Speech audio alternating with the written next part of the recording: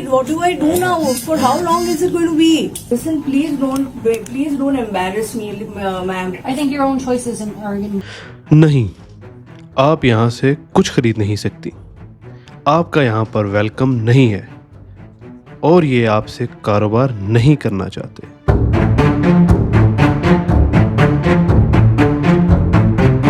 कैसे हैं आप सब लोग? उम्मीद है कि आप सब लोग ठीक होंगे। यूएसए की एक स्टेट है जिसका नाम है अलायंस। उसके अंदर एक स्टोर है टारगेट के नाम से। ऐसे बहुत सारे स्टोर हैं यूएसए में, वालमार्ट, टारगेट, ऐसे मुख्तलिफ जो ऑनलाइन स्टोर्स भी हैं और फिज़िकल स्टोर्स भी हैं।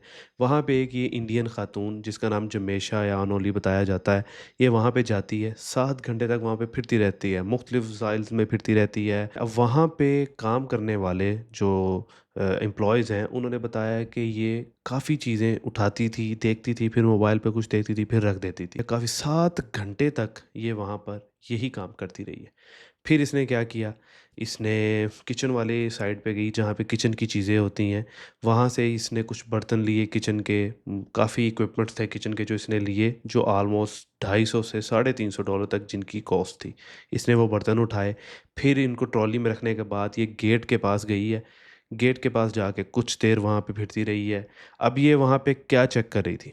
बेसिकली होता क्या है कि यूएसए के अंदर स्टोर्स के अंदर बार्स लगे होते हैं। जब आप गेट से क्रॉस करते हो तो जो क्यूआर कोड आप अपनी प्रोडक्ट के साथ ले जाते हो, वो बीप करता है। वो उसको स्कैन कर लेते हैं, वो बीप कर देते हैं, जिससे पता चल जाता है कि ये बंदा पे किए बिना ही इस चीज़ को यहाँ से लेके जा रहा है।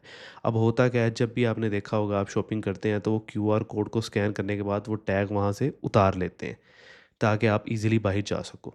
इसने क्या किया, इसने वो प्रोडक्ट्स देखी जिनका क्यूआर कोड स्कैन नहीं होता। No, if the security bars were there, okay, I know that if I pass that, it's going to beep.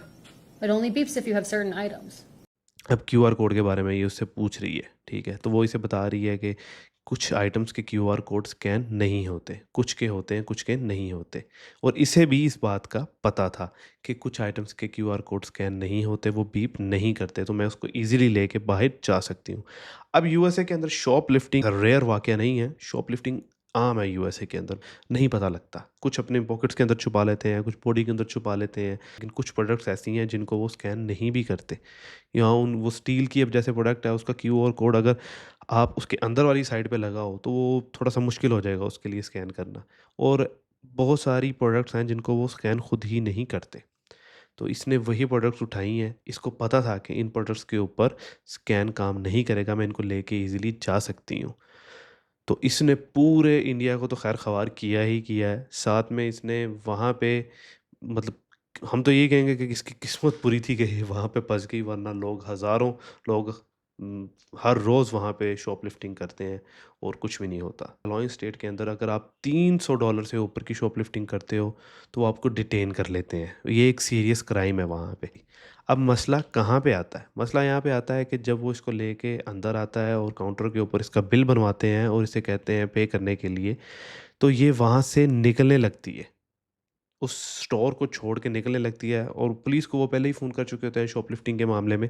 तो पुलिस आ जाती है और इसको वहीं से निकलते-निकलते ही पकड़ लेते हैं और उसको पीछे स्टोर रूम में ले जाते हैं। तो पुलिस वाली है, उसका बॉडी कैम ऑन होता है जिसमें सारी रिकॉर्डिंग जो आपने सुनी है, थिक इंडियन एक्सेंट में कह रही होती है कि please sir, I can pay for it. अब वो उसको इतना इरिटेट करती है I don't mind paying that. Stop.